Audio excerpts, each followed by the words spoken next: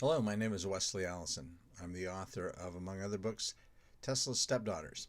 Tesla's Stepdaughters, I like to say, is a steampunkish science fiction rock and roll detective story. And I'd like to read you Chapter 1 right now. Chapter 1, Shea Stadium. Rain beat against the wide windows of the promenade deck as the massive form of the SS Lady of Angels descended through the clouds. The dirigible, one of the largest in the air, had made the trip from Los Angeles to New York in just over 26 hours, almost 2 full hours ahead of schedule. Within a few minutes, the mooring team would have it fastened to the ground at LaGuardia, and its passengers would be disembarking. The great golden craft was one of the latest generation of airships, massive, as if someone had turned the Empire State Building on its side and launched it through the air. Fast, propelled by 6 huge steam-powered propellers. But unlike the other 24 gigantic vessels at the airport, the Lady of Angels had only a few passengers. The 4 members of the rock and roll band, known as the Ladybugs, their managers, staff, and crew. "Is it going to be raining at Shea Stadium?" asked Ruth de Molay, her island accent a blend of American and British dialect. "Yes," answered Alexa Rothman, "but don't worry, you'll have cover over you." "I assume the electrical will be covered too," said Ruth, but there was no answer to this. "We're on the radio vid again," said Steffi Sen, peering at the 19-inch monochrome monitor on the wall. The female reporter spoke into a microphone. "It's less than 2 hours before what some have dubbed the concert of the century tonight begins at Shea Stadium. We're performing live for the first time in 10 years. The greatest rock combo of all time will begin the American leg of a historic world tour." The image on the screen switched from the attractive female reporter to images of thousands taking their places at the stadium. The Ladybugs burst onto the stage in 1963, the head of the female invasion, with their cover of Buddy Holly's Peggy Sue. This was followed by a string of hits, most written by the band's 4 members. At one point in 1965, the group held 16 spots concurrently on Billboard's Top 100 Singles chart. Releasing 2 to 3 albums a year and maintaining a grueling tour schedule kept the Ladybugs at the top. But in 1967, weary of life on the road, they moved their studios to the Virgin Islands, where they released such cutting-edge studio albums as Blessed Nobody, Platinum Dream, and the self-titled double album. Even as their last 2 albums were being marketed, however, long-standing personality and management conflicts within the group broke it apart, and in 1970 the band split up, many believe forever. Now 5 years later, hot on the heels of the Christmas release of Rebel Girls, the band makes its triumphant return to the concert stage. The great dirigible had dropped below the cloud bank now, turning majestically to start its final descent. Stretching out into the distance, one could make out the pillars of smoke rising from 1,000 different smokestacks, each belonging to one of the many gigantic steam engines that provided electricity for New York City. The reporter on the radio vid continued. "We have confirmation that the band's airship is now arriving at the airport. All 4 members are confirmed to be aboard. As everyone knows, the Ladybugs are Steffi Sen, Penny Dreadful, born Penelope Dearborn, both of Los Angeles, Epiphany, born Teresa May Burgum of Stockholm, and Ruth de Molay, a native of the Virgin Islands. Epiphany and Dreadful have both released a series of successful solo albums, while Sen and de Molay have released music more sporadically, the latter focusing on a successful movie career, while the former has spent a great deal of time in seclusion in Switzerland." "Turn that shit off," said Penny. "I want to hear what people are saying about us," replied Ruth. "Don't pay any attention to her," said Steffi. "She's just pissed off because they used her real name on the air." "Penny Dreadful is my real name. I had it legally changed." She looked like she wanted to say more, but at that moment the captain's Texas drawl came over the speaker. "Attention passengers, as we come in for a landing at LaGuardia, I'd like to express thanks on behalf of myself and the company to all of you for flying Pan American Lines. And on a personal note, I'd like to say what a privilege it is to pilot the greatest musicians of all time to their first concert of the decade. The crew and I will be looking forward to transporting you safely to Chicago in 2 days' time. In the meantime, break a leg. Here in Queens, the temperature is a balmy 62 degrees and the local time is 6:55 p.m. "She has a lovely voice," said Penny. "She doesn't know shit about music, though," said Steffi. "If we're the greatest musicians of all time, where do you rate Mozart, Beethoven, or Enrico Caruso?" "Do we have time to get to the stadium?" asked Ruth. "No problem," assured Alexa, assuming Piffy has her hair done. The last 2 hours had been spent getting ready for the concert. The band members had donned their custom-made outfits, each a very expensive update of the costumes they had worn on their 1964 tour. They consisted of spandex leggings and a matching bustier. Penny's was bright red to match her hair, which had been carefully formed into faux dreads. Steffi's was black, contrasting with her platinum blonde tresses, which were braided into two massive ponytails and interwoven with black and white ribbon. Ruth's outfit was blue, and a blue headband held her natural dreadlocks back. "I'm ready," said Epiphany, standing in the doorway in her own blue outfit, her bright blue hair styled into two buns, one on either side of her head. The great dirigible made its landing, and the crew began hustling instruments to one of 6 large air flivvers parked nearby. The band waited impatiently for the humongous fuselage, beneath the humongous fuselage for their vehicles to be ready. Each had pulled on their goggles. The air, while breathable, would burn one's eyes in a very short time without protection. Alexa stepped close to them.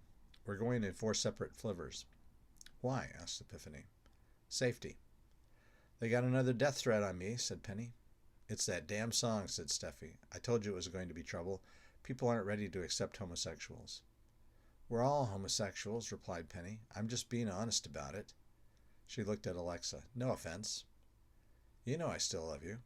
Though Alexa had cut her hair short and drawn on a pencil-thin mustache and was wearing a man's suit, she had made no attempt to hide her double D-cup breasts. "We're all riding together," said Epiphany. The fans expect to see us climb out of the same hatch." "Are you sure?" Without any further word, Epiphany held her umbrella up and walked stiffly across the tarmac to the air flivver parked just in front of the one in which the instruments had been loaded. The others followed. Once all 5 women were seated, the pilot started up the engine.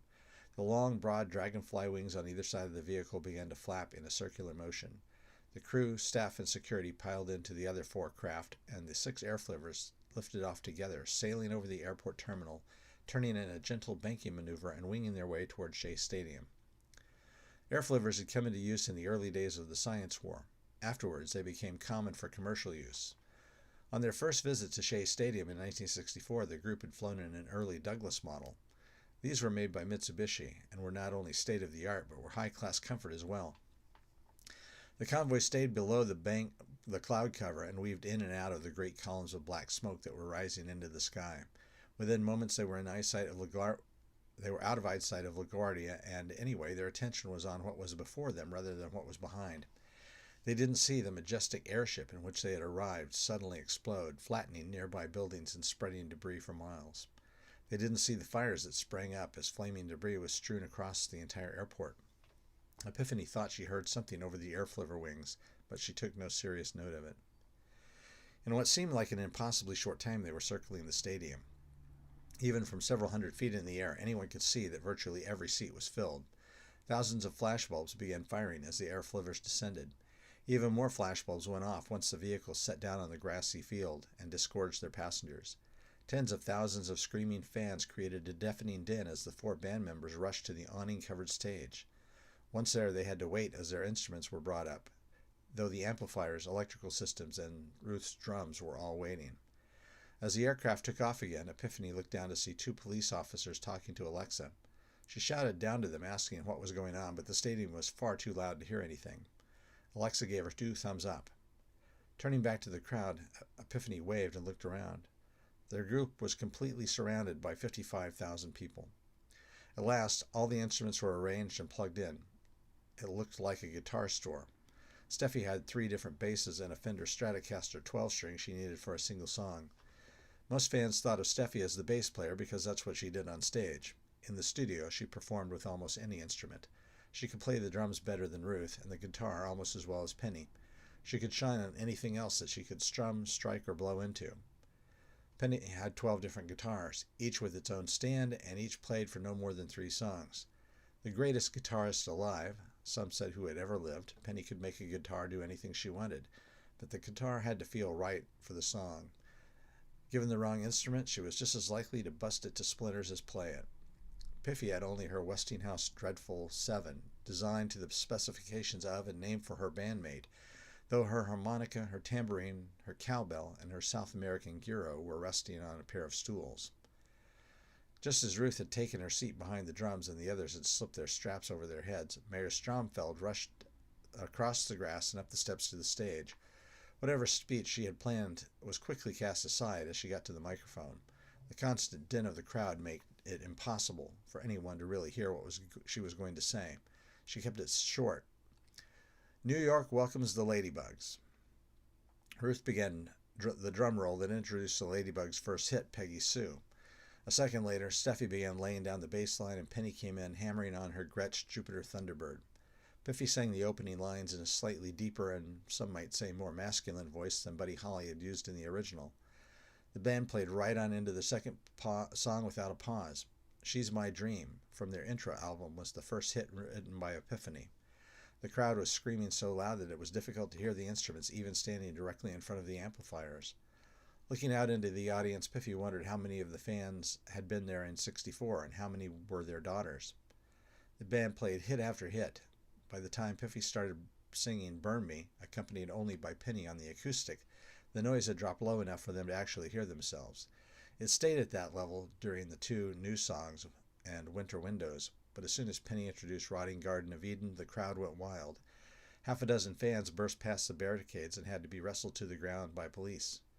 Things changed again, though, for Tesla's Stepdaughters. Half the stadium started singing along, and Piffy was so moved she felt tears well up in her eyes. Then it was over. The four Ladybugs set down their instruments, waved, and started for their air flivver, which had just landed again on the field. They were halfway there when a mob of maybe 300 crashed through the police lines and came running after them. "Go, go, go!" shouted Alexa, holding the air flivver door open for them. The vehicle rose into the air just ahead of the waves of screaming fans and before she had managed to close the hatch. "That was fantastic, girls," she shouted. "Everyone good?" "It was a good show," Ruth shouted, way too loud for the confines of the cabin. "I'm pumped," said Penny. "I could definitely go for some junk food right now." "We're not going to the Alexander?" asked Epiphany. "No, you have the presidential suite at the Armstrong." "Why?" "The police thought it would be better to stay further away from the airport." "Why?" Epiphany pressed. "There was a fire at the airport," said Alexa. "And an explosion. Our dirigible was destroyed." And that's chapter 1. If you'd like to read more of this book, it's available wherever fine ebooks are sold for just 99 cents in ebook form, and it's also available in paperback at Amazon. Thanks for listening. Thanks for stopping by. Bye-bye.